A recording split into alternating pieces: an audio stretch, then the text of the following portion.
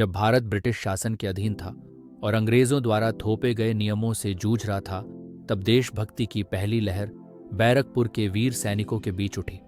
यही स्थान वह नदी किनारा साझा करता था जहां बाद में प्रसिद्ध दक्षिणेश्वर मंदिर का निर्माण हुआ।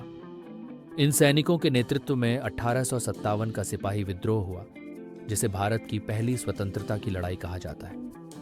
उस समय कोलकाता देश की राजधानी थी और ब्रिटिश साम्राज्य का दूसरा सबसे बड़ा शहर था, लंदन के बाद। देशभक्ति की यह नई भावना शीघ्र ही शहर के प्रमुख लोगों में फैल गई। उन्हीं में से एक थीं वीर और धार्मिक रानी रासमणी, जिन्होंने विदेशी शासन के विरुद्ध शांत लेकिन प्रभावशाली विद्रोह का नेतृत्व किया। 1800 के दशक की शुरुआत में दक्षिणेश्वर गंगा नदी के पूर्वी तट पर स्थित एक छोटा सा गांव था। जनवरी 1845 के कैलकाटा रिव्यू में J.C. मार्शमैन ने इस क्षेत्र का सुंदर वर्णन किया है। थोड़ा आगे बढ़ने पर हमें दुखिनसोर नामक गांव मिलता है, जो मुख्यतः अपने देहाती उद्यान हैस्टी गार्डन के लिए प्रसिद्ध है। पिछले 30 वर्षों में यह स्थान कई बार मालिक बदल चुका है। इसके उत्तर में बारूद भंडार है और पिछले 4 वर्षों में यहाँ 4 सुंदर मकान बने हैं। जहाँ आज प्रसिद्ध दक्षिणेश्वर काली मंदिर खड़ा है, वहाँ उस समय घना जंगल था।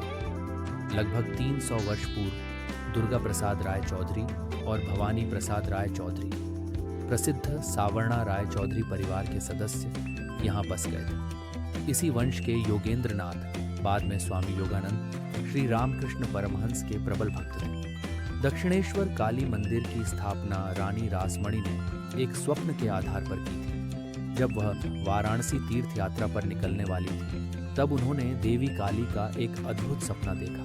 उसी स्वप्न से प्रेरित होकर उन्होंने अपने दिवंगत पति की अधूरी इच्छा, एक काली मंदिर बनवाने की, को पूरा करने का निश्चय किया। अपने पति की मृत्यु के बाद रानी रासमणी ने उनके विशाल जमींदारी साम्राज्य का प्रशासन स्वयं संभाला। वह एक साहसी, उदार और न्यायप्रिय शासक थे, जो हमेशा ब्रिटिश शासन की कठोर नीतियों से टकराती रही। जनता उन्हें उनके दातृत्व और निर्भीक स्वभाव के लिए अत्यंत सम्मान देती थी। उनकी परोपकारी भावना के प्रमाण आज भी दिखाई देते हैं। दक्षिणेश्वर मंदिर, स्नान घाट, सुवर्ण रेखा नदी से पुरी तक का मार्ग, इंपीरियल लाइब्रेरी वर्तमान राष्ट्रीय पुस्तकालय और हिंदू कॉलेज वर्तमान प्रेसिडेंसी कॉलेज, सभी उनकी दूरदर्शिता और उदारता के प्रतीक हैं। रानी ने अपने विश्वस्त जनों, विशेष रूप से अपने छोटे दामाद को उपयुक्त भूमि खोजने का आदेश दिया। लंबी खोज के बाद दक्षिणेश्वर गांव में 20 एकड़ भूमि चुनी गई।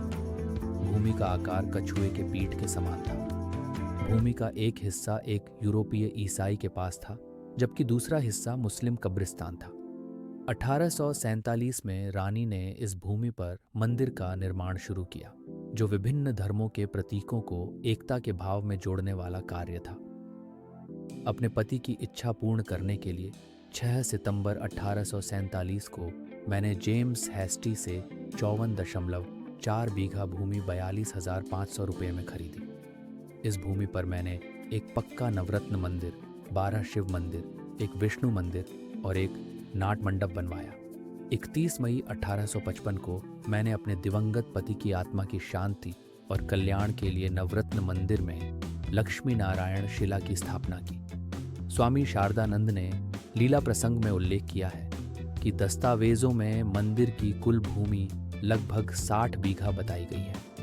बाद में रेल लाइन और विवेकानंद पुल के लिए कुछ हिस्सा दे दिया गया, जिससे वर्तमान में यह लगभग 58 बीघा रह गई। मंदिर में देवी देवताओं की प्रतिष्ठा 31 मई 1855 स्नान यात्रा के दिन को की गई। उस अवसर पर देश भर से 1 लाख से अधिक ब्राह्मण आमंत्रित किए गए थे, परंतु रानी रासमणी के निम्न जाति में जन्म के कारण यह विवाद उठ खड़ा हुआ कि क्या वह ब्राह्मणों को भोजन करा सकती है और मंदिर की मालकिन हो सकती है। रानी ने विद्वान पंडितों से परामर्श किया, किंतु कोई समाधान नहीं निकला। अंततः रामकुमार चट्टोपाध्याय, श्री रामकृष्ण परमहंस के बड़े भाई, ने सुझाव दिया कि मंदिर को किसी ब्राह्मण को समर्पित कर देना ही उचित होगा। इस प्रकार मंदिर रानी के गुरु को समर्पित किया गया और रामकुमार स्वयं मुख्य पुजारी बने। उन्होंने 31 मई 1855 गुरुवार के दिन भव्य समारोह में काली प्रतिमा की प्रतिष्ठा की। 1 वर्ष बाद उनके निधन के बाद ये जिम्मेदारी उनके छोटे भाई श्री रामकृष्ण परमहंस को मिली, जिन्होंने अगले 30 वर्षों तक देवी काली की उपासना की और अपने आध्यात्मिक जीवन से बंगाल के सामाजिक और धार्मिक परिवर्तन का बीज बोया। रानी रासमणि की इच्छा थी कि सभी जाति और धर्म के लोग इस मंदिर में पूजा कर सकें। आज उनकी यही इच्छा साकार हुई है। दक्षिणेश्वर मंदिर में प्रतिवर्ष लाखों भक्त आते हैं और इसकी शांत एवं सौहार्दपूर्ण वातावरण की सराहना करते हैं।